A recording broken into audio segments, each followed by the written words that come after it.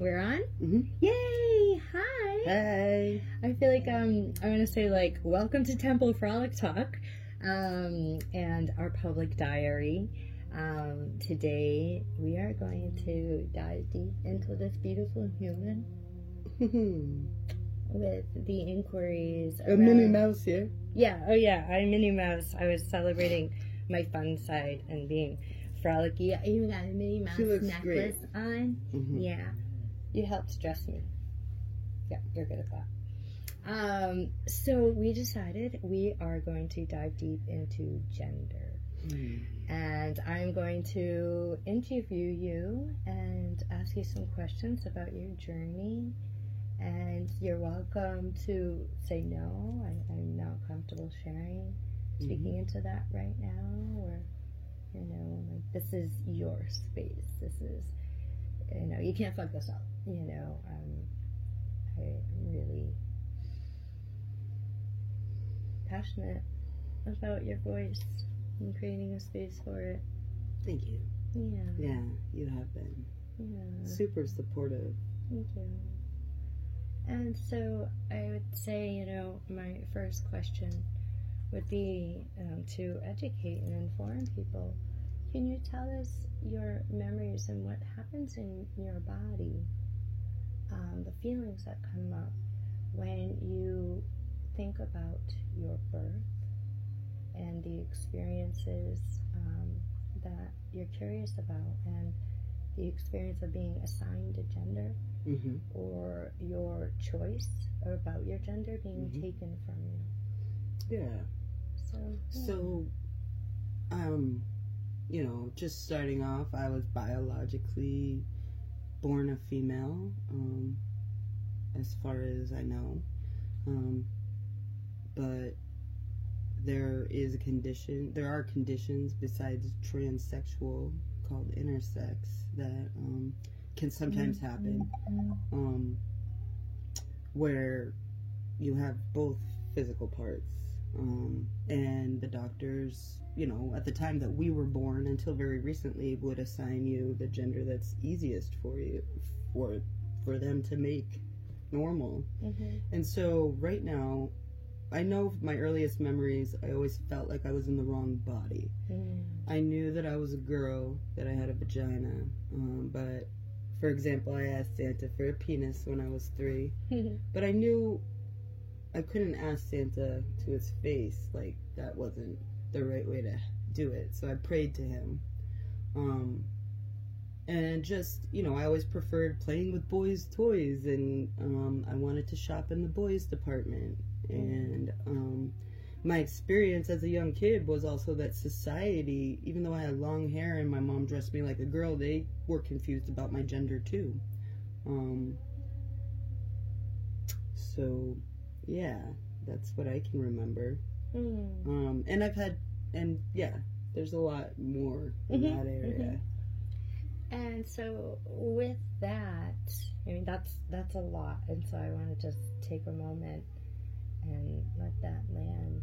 And if you could close your eyes and really feel yourself and all that, and the weight that you've carried, and these roles that you were assigned that you didn't identify with, and who you are today. We have all these labels and identifications and boxes. You could be transgender, you could be transvestite, you could be transsexual, you could be intersex, you could be androgynous, you could be or you could just be you. Yeah, Shani. And so that brings me to, talking about Shani and, these big curiosities. There's curiosities around the biological, physiological, and then, who are you? Who are you? Yeah, and I think from an early age, my gender, the question of my gender, fueled who I am. Because I always felt like if I was a good enough person, if I was respectful, all the things that kind, considerate, compassionate, strong, a leader, outgoing, funny, then my gender wouldn't matter. I wanted people to always love me for who I was. That is ingrained in my brain. Do you feel, I think I'm almost hearing maybe you felt a need to overcompensate? Yeah, overcompensate for the gender thing. And to this day, my experience in society is the same way. I know when people look at me, they question my gender, or even if they feel my energy, it brings up a question, and it's just, I feel like it's something society hasn't been talking about enough, too, is the whole gender thing. We all think that, like, you're born a boy or a girl, and that's the first question. It's like, what are you, when someone's pregnant, are you having a boy or a girl, and even I would ask that, if I was having a child. And I think 1 in 2,000 births are intersex. Yeah, you educated me big on that. Like, definitely share about that. That's a lot. So basically, there's a wide variety of genitalia you could be born. Right, so that's the main difference between intersex and trans, according to definitions. Intersex would be you were born with both male and female anatomy, or abnormalities in your genitalia. Not just a vagina or just a cock and balls. And there's a whole bunch of variances on that. And then a doctor generally assigns your gender at birth if you're intersex, and they hide it from your parents. You might need further treatment later in life. And then being transsexual, by definition, would just feel like you don't identify with your outer body. You're like playing on the other side of the spectrum, but it's not a gender thing. It is a gender. It's just not a biological. Yeah. People will fight that. Well, transgender versus transsexual. I think, like, transsexual or transvestite would be more of, please, if you identify with these, and I'm not saying it right, like, this is total inquiry, and just, like, we're geeking out on this stuff. It has more to do with the external, and then transgender or intersex does have more to do with the physiological, and then intersex is being born with, and then trans would be making a transition at some point of life. But there's the question, how many people that are transsexual, that identify as transsexual, are really intersex? Because we're born that way, they didn't know. The fact of the matter is these are things that aren't, like, I was born in 1987, okay? I'm not that old, I'm not that young. And at that time, these are things that they wouldn't have even shared with your parents. They won't even necessarily be in your medical records. So the point is, my experience in this life is I don't know the answer yet. I don't know the answer if I'm intersex or transsexual. I know that I was born feeling like I was born in the wrong body. That I identified as a man, and so yeah. You enjoy, you do have this expression. You have found your way to be in your expression of your masculine and your feminine. Oh yeah. And now, this whole diving into it, I think, is just, I don't know, perfect. Like, there is no way, there's no answer, there is, I think, big curiosities that would be great for your healing journey and empowering yourself. And, but there really is no way. Right. There's no right or wrong, in playing. Like, oh, today I'm going to be androgynous. Today I'm going to wear the cock. Today I'm going to, I just never have the desire to wear be in a like dress. Me. Yeah. Wear clothes like me. Since I was like, my mom, she was supportive with my persistence to let me dress in boy clothes, and yeah, I just never had the desire to put makeup on, or there's not a lot of female stuff that I relate to at all. So I have a hard time with that whole play thing, Energetically, you know what I mean? Like we talked about last time. But that's regardless of your biological Yeah. gender. We all have female and masculine, female energy, masculine energy. And sometimes I there's definitely, gender stuff. and please don't get me wrong. Like, I love women. I'm a feminist through and through. Women have certainly been oppressed in this country, and What do you think about the word lesbian? I've been curious about that. I don't identify with it. Yeah, that's what I'm wondering. Like, I feel like a straight man. I always have. I've never felt like a lesbian. As far as my sexuality is concerned, like to outward appearance, some people might consider a you. butch lesbian. And actually, the butch lesbian community, there has been a lot of negativity around trans, especially female to male trans, because they think that we're giving up the best part. Being a woman is the most amazing gift you can get, and trust me, I believe that to a certain extent. But there's a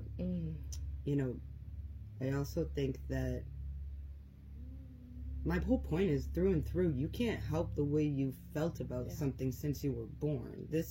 Sometimes I feel like it's almost like some of this is dehumanizing. It's super dehumanizing. Yeah. That's what I was saying to you about in media, that like people who are trans, it's always been just like a joke, or we're growing, we're getting a lot better. Like, I am happy with who I am, and I have accepted that I was born, like, as much as I can accept it with this genitalia, and I have owned and embraced my life and been who I am through and through. And so that's bringing it for me, I'm wondering, would you speak into that part of you that doesn't like the ways in which some people inquire about your gender? What happens for you? Yeah, I wish I could just change. No matter how much I try to stray away from the gender thing, it is or being different. What is it? It's just like a fact of life that people can read, that it's not a specific society can read, that I don't give off like a specific female or male, and then people question it. I don't know. I have to figure out from the rest of the world who doesn't question their gender why it's so interesting for somebody to be on that line, Is there a peace point in people's curiosity, in their awe? Like, can you see their wonder and their awe and their curiosity? Because I know it doesn't always come up like that. And that's the thing. Not everybody. I'm not seeing that a lot. Yeah, and so how can we reflect that for ourselves and know that they mean no ill will? They really have no fucking clue. And not feel obligated to explain. I mean, that goes back to conscious communication, which we should all practice with everybody. If you're asking a question, and there seems to be a little bit of compassion behind it. I have nothing to hide, but I get annoyed and feel like I'm deworthing myself when somebody wants, the first question they ask me, are you a dude or a chick? Or it's the second question you ask. It's like, you're so much more than I don't know why. That's but that's like anything in life. People, we get judged on our looks and everything like that. Here, I'm saying huge, you're going like this. I feel like there is a pain point somewhere in there that I'd love to dive into sometime. I just want to mention one thing. The first thing that came up is, I remember, there's definitely a veil of past pain in those childhood. There's lots of them when it came to my gender, but, specifically walking into a bathroom with my sister and having like some middle-aged woman say like, the boys' room's over there, and I have 2 ears because people always question my gender even as a baby. I had ears earrings in both my ears and long hair, you know, and my sister turned around and was like, you know, sticking up for me. She's like, that's my sister. Yeah, we're in the right bathroom, you know, pretty much. And it's like, I guess that's about me, you know, that I have zero tolerance, or I don't feel like I need to explain myself.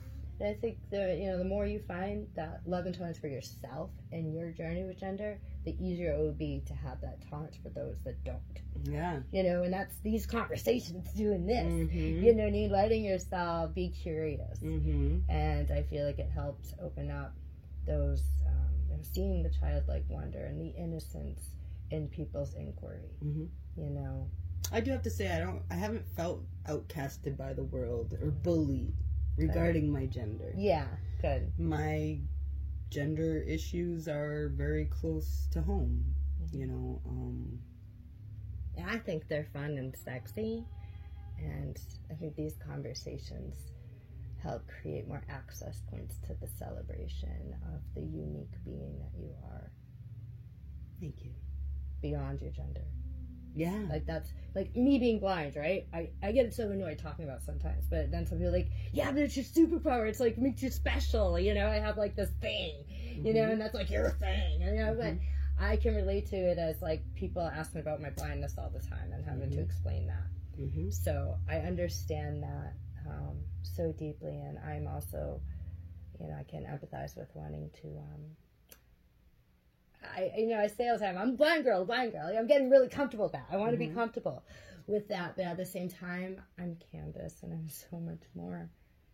But I think it would be awesome if we embraced these abnormalities. I just had like a big moment, though. Yeah. Because, I mean, of course, it all comes back to, is it really society's view on my gender, or is it my uncomfortableness with my gender? And, you know, is that what makes everybody ask about it right away? You know, we reflect. Right. You know what I mean? Where your thoughts go, energy flows, man. And if you meet And someone and you're like, oh my God, like, they're gonna look at me funny. It's like I said before, I always wanted the rest of the world to love me for who I am, regardless of my gender. I think that's more, it's just like, I should love who I am, regardless of what makes me very unique. And it reminds me of being blind. You know, there are times when I feel like I'm missing out because I can't see people's faces and stuff. I can read emotions and all that, but they're like, in this situation, like I'm grateful, you know, because people watching me can be a little annoying, and I'm wondering if in these moments, like, if you saw a face, you know, like, can you go inside and say, I wonder, but I really have no idea what that face means. That face has nothing to do with me, you know? Because I know you're empathic and you read things. So you're picking up on all the stuff they're not saying as well. It doesn't matter what's coming out of their mouth, you know? And then you're going to react and respond to what they're saying, not saying, and what your head said before they even said anything, and what your head interpreted out of what they did say and not say. The bottom line, and I hear what she's saying, but the bottom line is it always comes back to my gender. That too, but I mean, you know, yeah, as far as this is concerned. Slowing down the thought process. And no. It's this beauty's birthday on Friday too, guys. So I'm going to put out an invitation right now. Well, I didn't ask for their consent. But you can send them, send me awesome videos or celebrations or appreciations to share with this beautiful human here. Friday is their birthday, and I'm on the Frolicking. Join us on Frolicking Friday, which is at 12 p.m. Eastern Standard Time. We're going to do all sorts of fun frolicking stuff and hold a little bit of space for this lovely human. I'd love you to join us. And do you have any birthday requests? Like, I want to ask people to send me sexy pictures and videos of themselves for you. I like that. Okay, so if you're up for it and you love sharing yourself, Feel free to send me sexy pictures or videos. Male or female. Yeah, okay. Any gender. All body types and genders. And I will pass them along to them to appreciate. You have eyes that see, and you appreciate beauty and sexuality in so many ways. So please, appreciations, whether that's emotional, spiritual, sexual, send it my way, and I'll pass it along to you. And everybody, thank you for listening and watching. Yeah. Is anybody talking? On a topic that's near and dear to my heart. Gender. Did anybody say anything? We keep forgetting. Yeah, no. Oh, okay. We're working on you creating your own social media profile, so you will be able to interact and engage with them more directly. We have lots of plans for things we want to do with these conversations, and how can we embrace it, empower it, and educate others. And ourselves. Yeah. If anybody has any wisdom to share. Anything comes up for you, put it in the thing. I didn't mean to scare anybody off. I said I have no tolerance for, stuff that I might have tolerance for. I really am open-minded to talking about anything. And I want to hear your opinion, too. You're allowed to have no tolerance for people being rude or ignorant. And if somebody says something to you in a way that you don't like, you're totally entitled to not respond or offer a reframe and a redo. Because maybe it is a beautiful invitation and they just don't know how. Yeah. You know what I mean? So I do but that. you also don't even have to. It's not your job to make them feel okay. Yeah. Thank you. Thank you, guys. We do go back and look at the comments and stuff. So if you watch this after, it will be on YouTube, Facebook, Twitter, TikTok, Instagram. And we will be checking the comments and stuff. So let us know what came up for you. If something landed, something was really juicy, inspirational, something you want to hear more about. If you ever want to dive into these conversations with us, we'd love to have more people, and we can make videos together. It doesn't matter where you are, and co-create magic and community and awareness around these. And support. Juicy, yeah, community, tribe. At least listen. We are not alone. Talk. Yeah. Much love. You having feelings come up right now? No. Okay, your voice sounded a little... I was just petting Tuli. Oh. All right, guys. Thank you. Much love and appreciation for all the love and support you share to us. And as always, I hope that this video added to your life in big, abundant ways. And we'll see you on the other side. I'll do this one. Can you click that one?